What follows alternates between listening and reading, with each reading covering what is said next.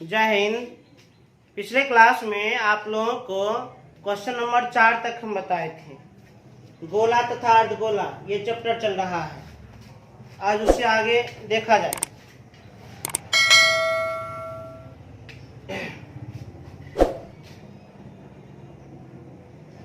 Exercise 18.1 जिसके अंतर्गत गोला और अर्धगोला के बारे में हम लोग पढ़ रहे हैं।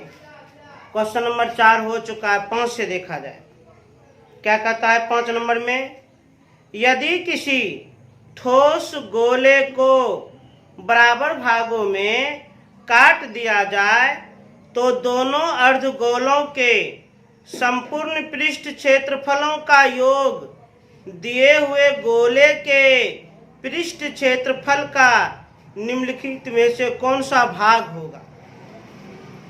भाग माने भिन्न, बट्टा, अनुपात।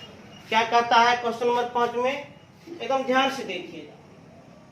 क्वेश्चन नंबर 5, यदि किसी ठोस गोले को, मान लीजिए एक ठोस गोला,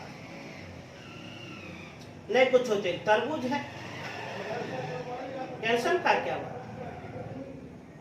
यदि किसी ठोस गोले को बराबर भागों में काट दिया जाए, ठोस गोले को बराबर भागों में काट दिया जाए, ठोस गोले को बराबर भागों में काट दिया जाए तो दो अर्धगोला बनेगा। तो कितने? दो अर्धगोला बनेगा।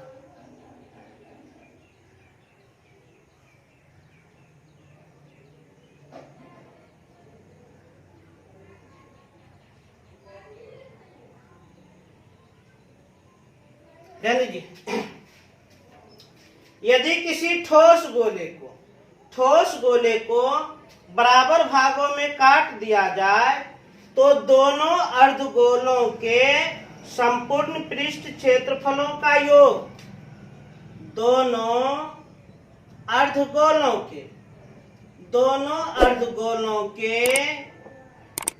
संपूर्ण पृष्ठ क्षेत्रफल का योग, संपूर्ण पृष्ठ क्षेत्रफल का योग, दोनों अर्धगोलों के संपूर्ण पृष्ठ क्षेत्रफल का योग दिए हुए गोले के पृष्ठ क्षेत्रफल का, दिए हुए गोले के पृष्ठ क्षेत्रफल का कौन सा भाग होगा।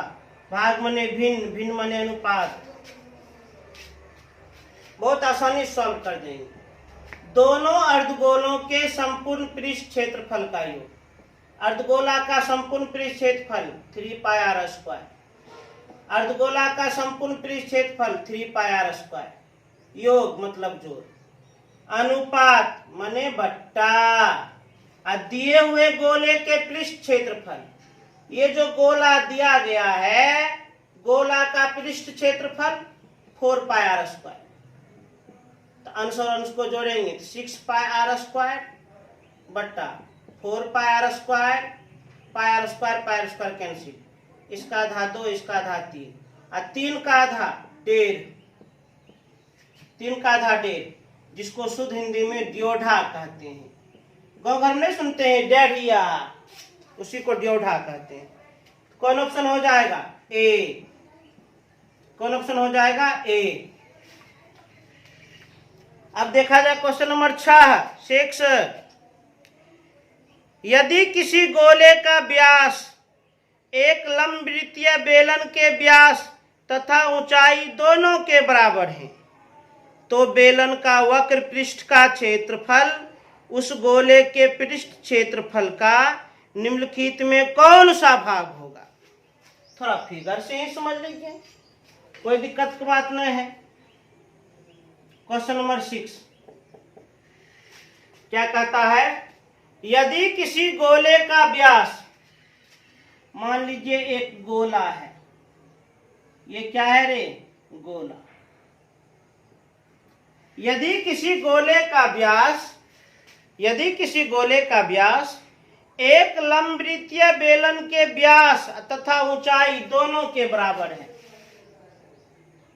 एक लंबवृत्तीय बेलन है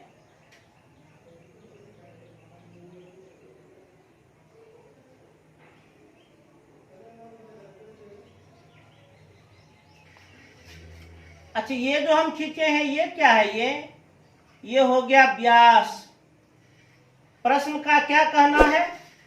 प्रश्न का क्या कहना है? यदि किसी गोले का व्यास लंबवृत्तीय बेलन के व्यास तथा ऊंचाई दोनों के बराबर है। गोले का व्यास जो है ने वह लंबवृत्तीय बेलन के व्यास के भी बराबर है और लंबवृत्तीय बेलन के ऊंचाई के भी बराबर है। समझिए बात को। गोले का व्यास कितना है? प्रश्न के अनुसार, क्वेश्चन के अनुसार गोले का व्यास लंबवृत्तीय बेलन के व्यास के भी बराबर है और लंबवृत्तीय बेलन के ऊंचाई के भी बराबर है। गोले का व्यास कितना है? गोले का व्यास लंबवृत्तीय बेलन के व्यास के भी बराबर है और लंबवृत्तीय बेलन के ऊंचाई के भी बराबर है। कहने का अर्थ, यदि गोले का व्यास हम d मान लेते हैं तो लंबवृत्तीय बेलन का भी व्यास d और लंबवृत्तीय बेलन की ऊंचाई d। क्योंकि प्रश्नानुसार अच्छा, इसको हम त्रिज्या के रूप में प्रदर्शित करते हैं। गोले के व्यास को हम 2r लिखेंगे तो बेलन के व्यास को भी 2r लिखेंगे और बेलन के ऊंचाई को भी 2r लिखेंगे। ध्यान दीजिए, प्रश्न क्या कहा? गोले का व्यास जो है न बेलन के व्यास और ऊंचाई के बराबर है, तो गोले के व्यास को हम 2r लिख दिए क्योंकि त्रिज्या का भी उपयोग हो रहा है। तो प्रश्नानुसार जितना गोले का व्यास उतना बेलन का व्यास उतना बेलन की ऊंचाई। और क्या कहता है इसमें? तो बेलन का वक्र पृष्ठ क्षेत्रफल, तो कह रहा है बेलन का वक्र पृष्ठ क्षेत्रफल, बेलन का वक्र पृष्ठ क्षेत्रफल गोले के पृष्ठ क्षेत्रफल का कौन सा भाग होगा? गोले के पृष्ठ क्षेत्रफल का, गोले के पृष्ठ क्षेत्रफल का कौन सा भाग होगा? कौन सा अनुपात होगा? कौन सा बट्टा होगा? बताओ, आराम से बता देंगे। बेलन का वक्र पृष्ठ formula 2 pi R H. 2 pi R माने त्रिज्या, आर एच माने ऊंचाई। अब बेलन की ऊंचाई क्या लेंगे? 2r लेंगे, तो लिख दिए 2r। अनुपात माने बट्टा। गोले का पृष्ठ क्षेत्रफल, तो गोले का पृष्ठ क्षेत्रफल 4 पाई आर स्क्वायर। देखिए त्रिज्या का भी उपयोग हुआ है। अब अंश को अंश से गुना तो 4 पाई आर स्क्वायर, हर को हर से गुना 4 पाई आर स्क्वायर। ये दोनों कट गया, 1/1। जितना अंश उतना है, बराबर हो गया। बेलन का वक्र पृष्ठ क्षेत्रफल और गोले का पृष्ठ क्षेत्रफल दोनों बराबर हो गया, बराबर। अर्थात कौन ऑप्शन? ए बराबर हो गया, अर्थात ऑप्शन नंबर ए ही सही होगा। तेजी से नोट करें।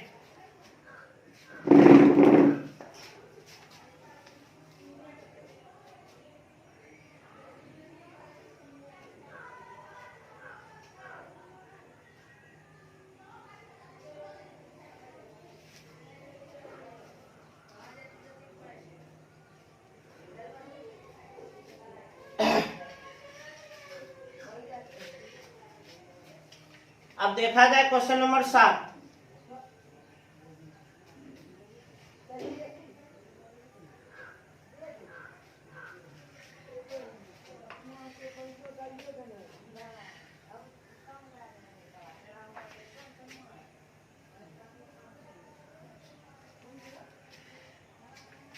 क्वेश्चन नंबर 7 एकदम ध्यान पूर्वक, क्वेश्चन नंबर 7 एकदम ध्यान से देखा जाए। 7 में क्या है? किसी गोले की त्रिज्या 100% बढ़ा दी जाती है तो गोले के पृष्ठ क्षेत्रफल में कितने प्रतिशत की वृद्धि होगी? किसी गोले की त्रिज्या 100% बढ़ा दी जाती है।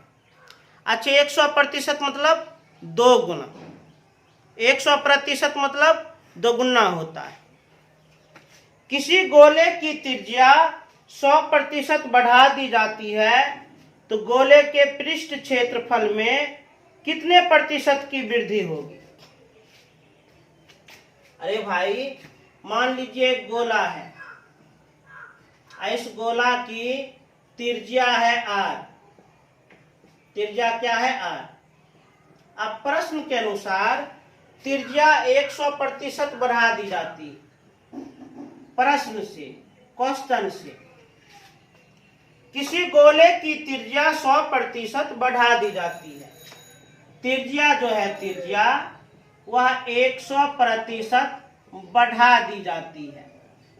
बढ़ा दी जाती है, त्रिज्या 100% बढ़ा दी जाती है, तो r प्लस r का 100%,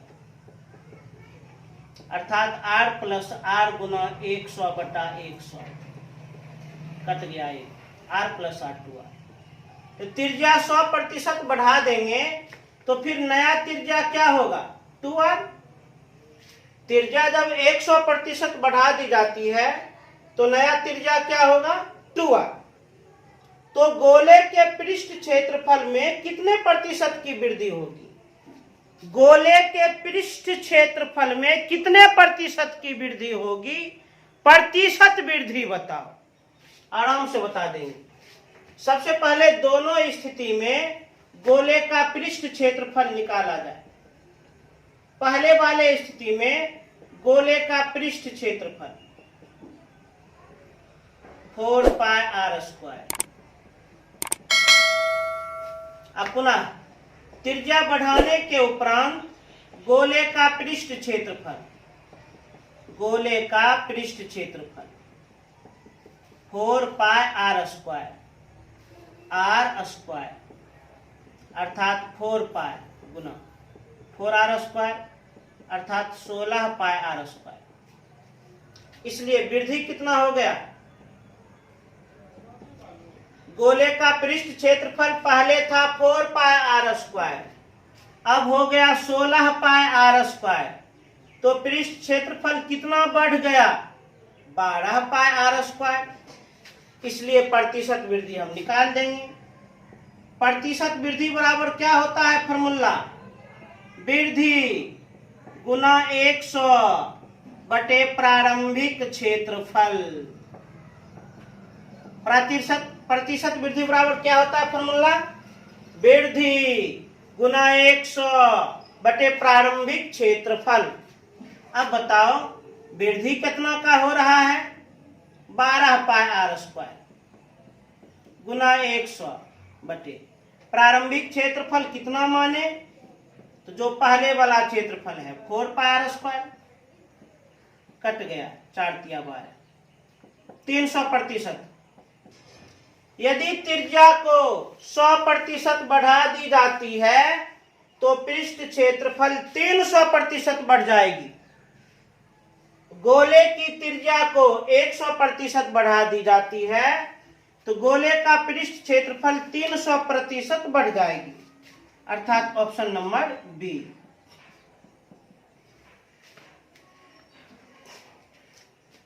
अब देखा जाए क्वेश्चन नंबर 8 में क्या कह रहा है, एकदम ध्यान से देखिए, मन को शांत करके। एक अर्धगोले और गोले के संपूर्ण पृष्ठों में क्या अनुपात है जबकि दोनों की त्रिज्याएं बराबर है? दोनों की त्रिज्याएं क्या है? बराबर है। क्या कहता है? एक अर्धगोले और गोले के संपूर्ण पृष्ठों में क्या अनुपात है? अर्धगोले का संपूर्ण पृष्ठ और गोले का संपूर्ण पृष्ठ।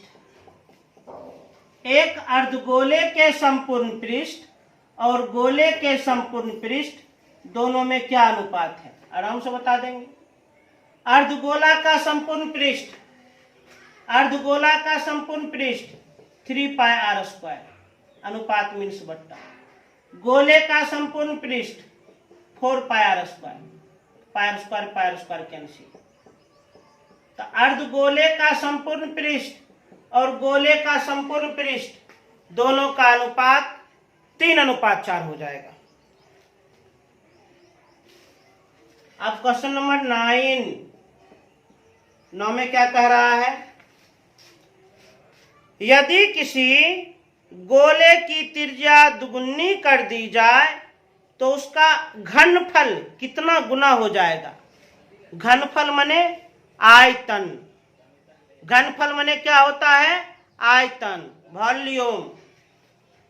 यदि किसी गोले की त्रिज्या दुगुनी कर दी जाए तो उसका घनफल कितना गुना हो जाएगा?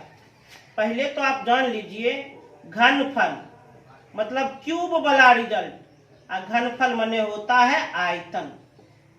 प्रश्न का कहना है त्रिज्या को हम दुगुना कर देंगे तो आयतन कितना गुना हो जाएगा? गोले के त्रिज्या को दुगुना कर देंगे तो आयतन कितना गुना हो जाएगा? तो चूंकि हम जानते हैं गोले का आयतन फॉर्मूला होता है 4/3 पाई आर क्यूब। अब प्रश्नानुसार प्रश्न से त्रिज्या को दुगुनी कर दी जाए, त्रिज्या को दुगुनी कर दी जाए, त्रिज्या को दुगुनी कर देंगे तो 2 का घन 8, आयतन हो जाएगा 8 गुना।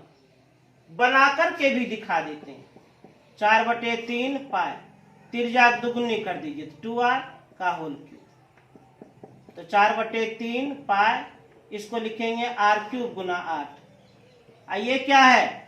यह है गोले का आयतन। क्या गुना? 8 गुना।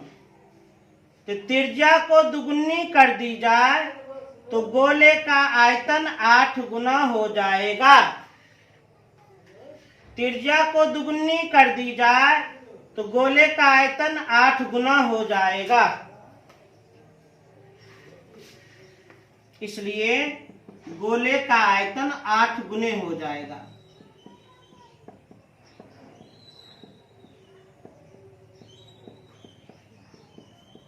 तेजी से नोट किया जाए।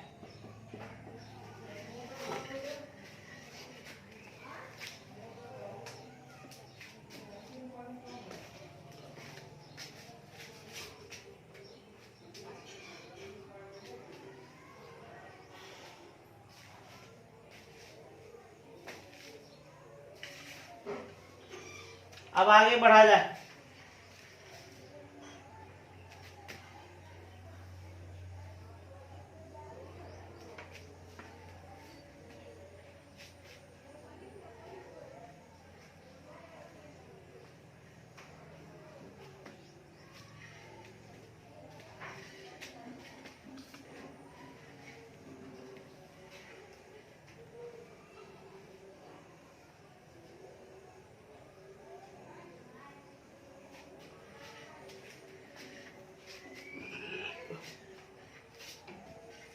दस नंबर आप देखिए ध्यान से। 10 नंबर, एक अर्धगोलीय कटोरे की आंतरिक त्रिज्या 6 सेंटीमीटर है, उसका आंतरिक पृष्ठ क्षेत्रफल ज्ञात करें। पाई बराबर 3.14 लें। 10 नंबर में क्या कहता है? एक अर्धगोलीय कटोरे,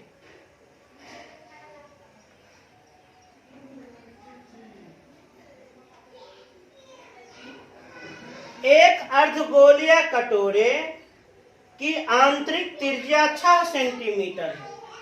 एक अर्धगोलीय कटोरे है जिसकी आंतरिक त्रिज्या 6 सेंटीमीटर है, उसका आंतरिक पृष्ठ का क्षेत्रफल ज्ञात करें।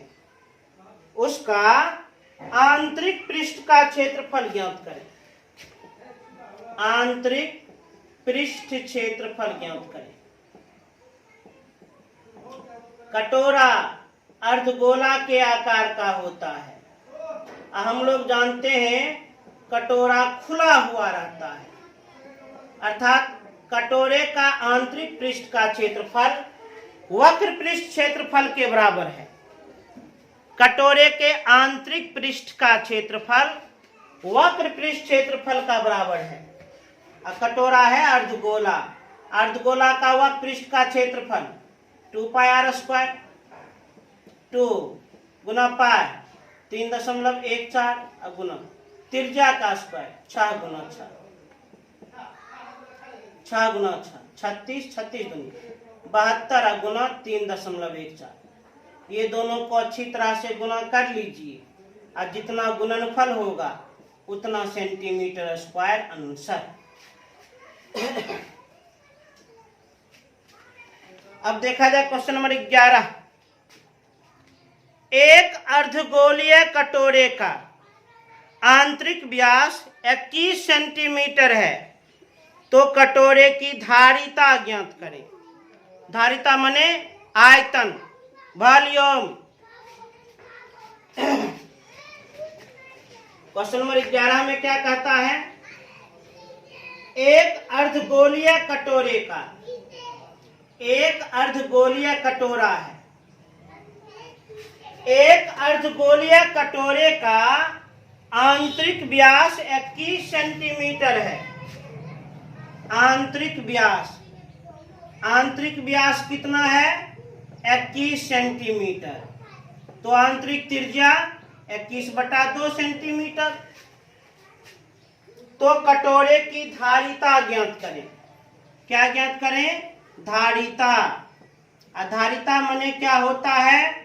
आयतन। एक अर्धगोलीय कटोरा है, कटोरा का आंतरिक व्यास 21 सेंटीमीटर, तो आंतरिक त्रिज्या हम व्यास का आधा कर दिए, तो कटोरे का धारिता ज्ञात करें। धारिता माने आयतन। क्या पूछ रहा है? कटोरे का धारिता। कटोरे मतलब अर्धगोला, धारिता मतलब आयतन। अर्धगोला का आयतन 2/3 πr³, 2/3। पाई का मान 22/7। त्रिज्या का क्यूब 21/2 गुना 21/2 गुना 21/2। 3 3 7 21, 7 और 7 कैंसिल, 2 और 2 कैंसिल, तो 22 गुना 21 गुना 21 441 बट्टा में 4। इसे आप खूब अच्छी तरह से कैलकुलेशन कर दीजिए, जितना आएगा उतना सेंटीमीटर क्यूब आंसर होगा।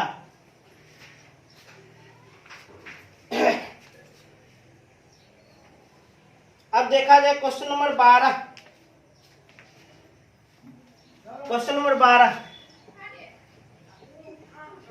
एकदम ध्यान से, मन को शांत करके। 3 सेंटीमीटर त्रिज्या वाले एक ठोस गोले के पदार्थ को गलाकर 1 सेंटीमीटर त्रिज्या वाली कितने ठोस गोले बनाए जा सकते हैं? क्वेश्चन नंबर 12 में क्या कह रहा है? 3 सेंटीमीटर त्रिज्या वाले एक ठोस गोले के पदार्थ को गलाकर 1 सेंटीमीटर त्रिज्या वाली कितने ठोस गोले बनाए जा सकते हैं? ध्यान दीजिए एकदम, प्रश्न का कहना क्या है समझिए। 3 सेंटीमीटर त्रिज्या वाले एक ठोस गोले, एक ठोस गोला है जिसकी त्रिज्या है 3 सेंटीमीटर। इसे गलाकर 1 सेंटीमीटर त्रिज्या वाले, 1 सेंटीमीटर त्रिज्या वाले कितने ठोस गोले बनाए जा सकते हैं? इसकी संख्या पूछ रहा है। ध्यान समझिए। एक बड़ा सा ठोस गोला है जिसकी त्रिज्या है 3 सेंटीमीटर। एक बड़ा सा ठोस गोला है जिसकी त्रिज्या है 3 सेंटीमीटर। इसको गलाकर, इसको पिघलाकर 1 सेंटीमीटर त्रिज्या वाले कितने गोले बनाए जा सकते हैं? अब अगर नियम सुनिए, रूल सुनिए, कॉन्सेप्ट सुनिए। जब किसी बड़े आकृति को गलाकर या पिघलाकर कोई छोटी आकृति बनाई जाए और छोटी आकृति की संख्या पूछा जाए तो बड़े आकृति के आयतन में छोटे आकृति के आयतन से भाग करना चाहिए। हम भी यही करेंगे। तो छोटे गोले की संख्या कैसे ज्ञात करेंगे?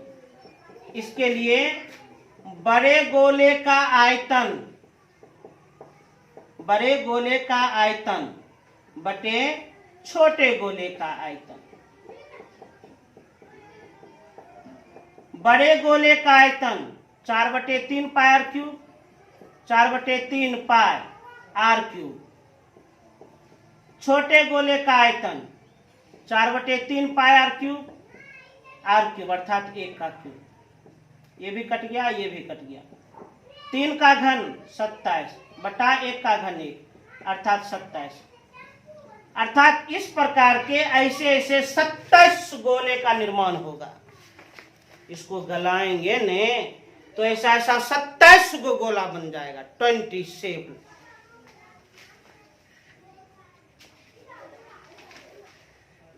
ऐसी प्रकार का प्रश्न क्वेश्चन नंबर 13 में भी है।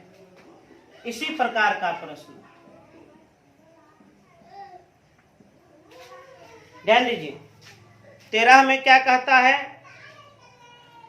1 सेंटीमीटर त्रिज्या वाले एक ठोस गोले को गलाकर, एक ठोस गोला है जिसकी त्रिज्या कितनी है? 1 सेंटीमीटर। 1 सेंटीमीटर त्रिज्या वाले एक ठोस गोले को गलाकर 0.1 सेंटीमीटर त्रिज्या वाली कितनी ठोस गोलियां बनाई जा सकती है? इसको गलाकर छोटा छोटा गोलियां बनाई जा रही है जिसकी त्रिज्या 0.1 सेंटीमीटर और इसकी संख्या पूछी जा रही है। ध्यान से, 1 सेंटीमीटर त्रिज्या वाले एक ठोस गोले को गलाकर पिघलाकर 0.1 सेंटीमीटर त्रिज्या वाले कितने गोले बनाए जा सकते हैं? मतलब प्रश्न का कहना है जब इस गोला को हम गला देंगे ने, पिघला देंगे तो ऐसा कितना गोला बनेगा। तुरंत कॉन्सेप्ट सुनाए हैं, तुरंत हम नियम सुनाए हैं। जब किसी बड़े आकृति को गलाकर या पिघलाकर कोई छोटी आकृति बनाई जाए और यदि उसकी संख्या पूछी जाए तो बड़े आकृति के आयतन में छोटे आकृति के आयतन से भाग कर दीजिए। बड़े आकृति के आयतन में छोटे आकृति के आयतन से भाग कर दीजिए। भाग कर देते हैं तो छोटे गोले की संख्या कैसे ज्ञात करेंगे? इसके लिए बड़े गोले का आयतन बटे छोटे गोले का आयतन।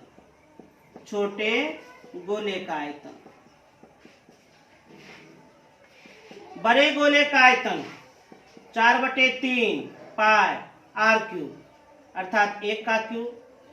छोटे गोले का आयतन 4/3 पाई r क्यूब अर्थात 0.1 का क्यूब।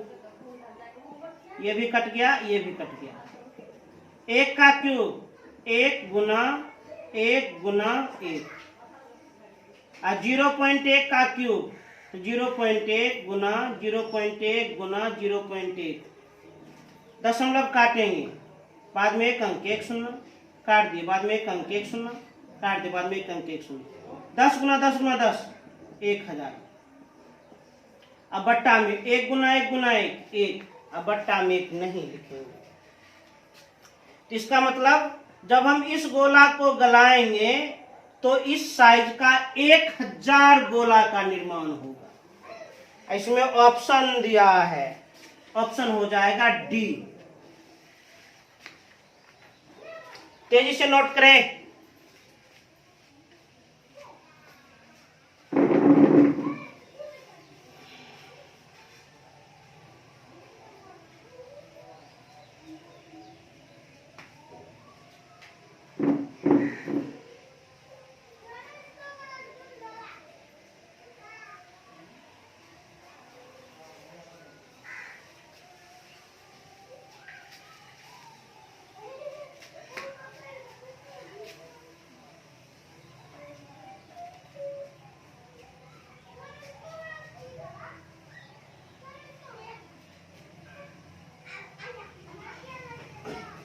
अब ध्यान से देखा जाए।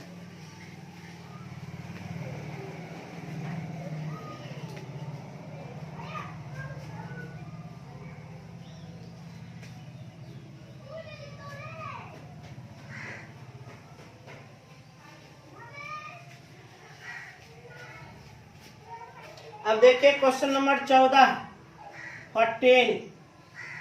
क्या कहता है, पहले सुन लीजिए, समझ लीजिए। बड़ी आर त्रिज्या के किसी गोले का आयतन उस लंबवृत्तीय बेलन के आयतन के बराबर है जिसके आधार की त्रिज्या r है और लंबाई व्यास की 2 गुनी है। तो छोटी आर तथा बड़ी आर के बीच निम्नलिखित में कौन सा संबंध होगा? थोड़ा प्रश्न को समझिए क्या कहता है।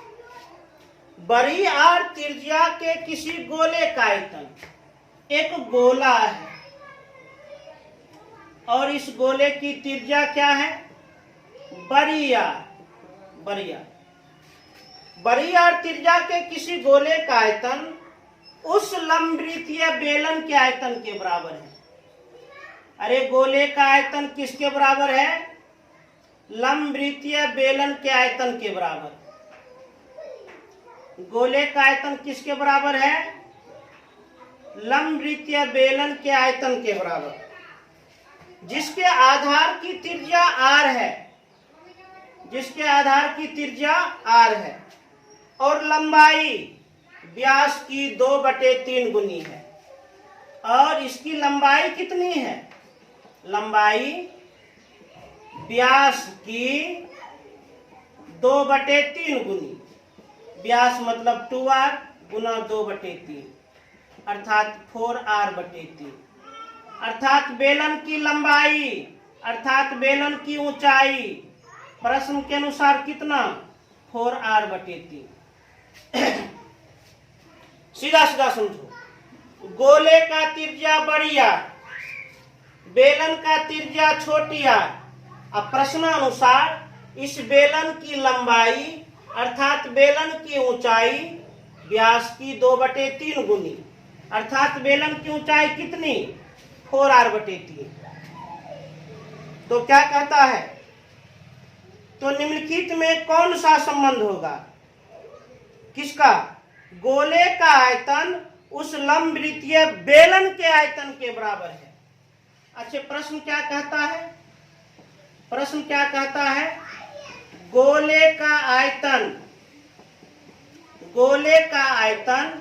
उस लंबवृत्तीय बेलन के आयतन के बराबर है। गोले का आयतन उस लंबवृत्तीय बेलन के आयतन के बराबर है। अब बढ़ जाइए। गोले का आयतन फॉर्मूला 4/3 पाई r³। बेलन का आयतन फॉर्मूला पाई r² h।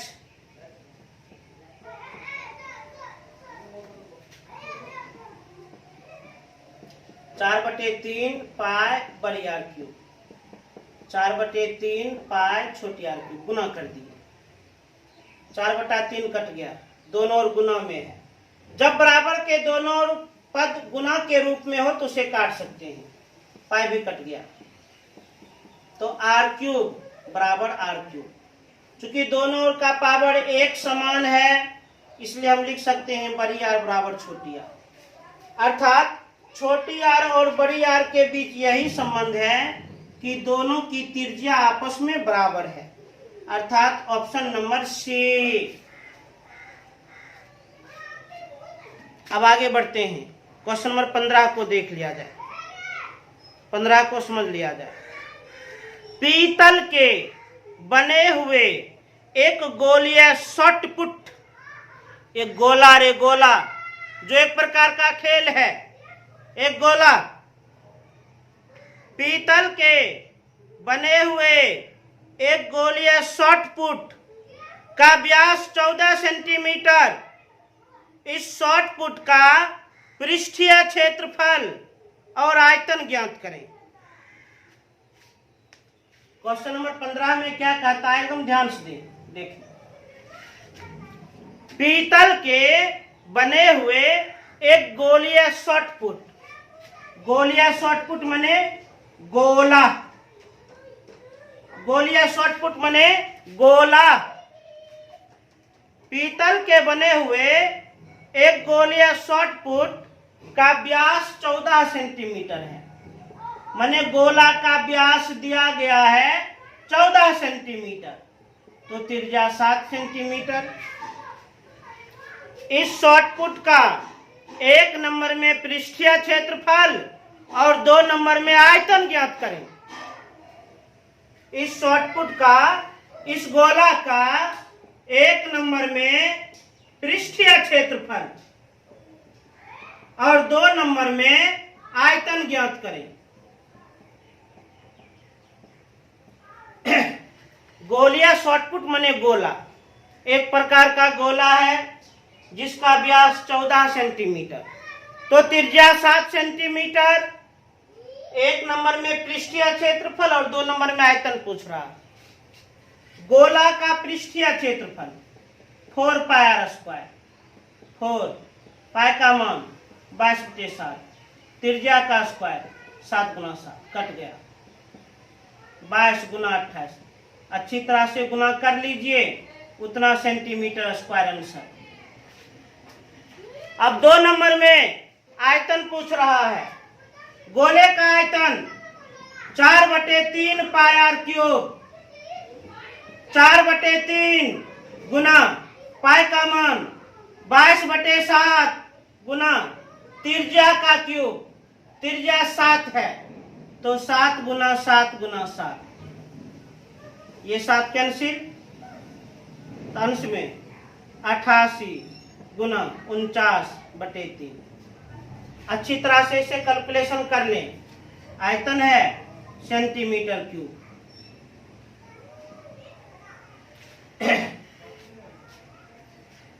इसी प्रकार 16, 17 और 18 है। 16 नंबर देखा जाए। 4.3 सेंटीमीटर की त्रिज्या वाले गोले का आयतन और पृष्ठीय क्षेत्रफल ज्ञात करें। 4.3 सेंटीमीटर की त्रिज्या वाले गोले का, माने त्रिज्या है 4.3 सेंटीमीटर। 4.3 सेंटीमीटर की त्रिज्या वाले गोले का आयतन, गोले का आयतन और पृष्ठीय क्षेत्रफल ज्ञात करें। 1 नंबर में कहता है गोले का आयतन और 2 नंबर में कहता है गोले का पृष्ठीय क्षेत्रफल ज्ञात करें। ध्यान दीजिए, गोले का आयतन फॉर्मूला 4/3 पाई आर क्यूब, 4/3 पाई। क्या पाई का कुछ मान दिया गया है? पाई का कोई भी मान यहाँ पर नहीं दिया गया है। 22/7 त्रिज्या का क्यूब, 4.3 गुना 4.3 गुना 4.3। इसका आप लोग अच्छी तरह से कैलकुलेशन कर लें, गुना भाग, उतना सेंटीमीटर क्यूब आंसर।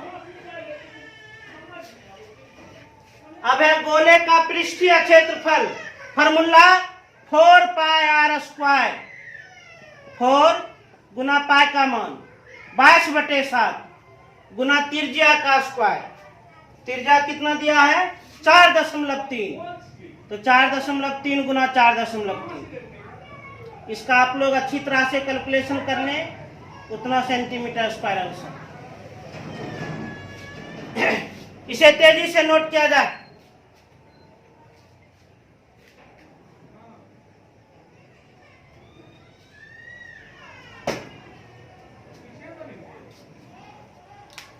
तो आज हम क्वेश्चन नंबर 16 तक आप लोगों को बता दिए हैं। उम्मीद करते हैं आप लोग को अच्छी तरह से समझ में आ गया होगा। इन प्रश्नों को आप लोग कम से कम 2 या 3 बार फिर से रिपीट कर लीजिएगा। अगले सवाल, आगे के सवाल को हम अगले क्लास में बताएंगे। जय हिंद।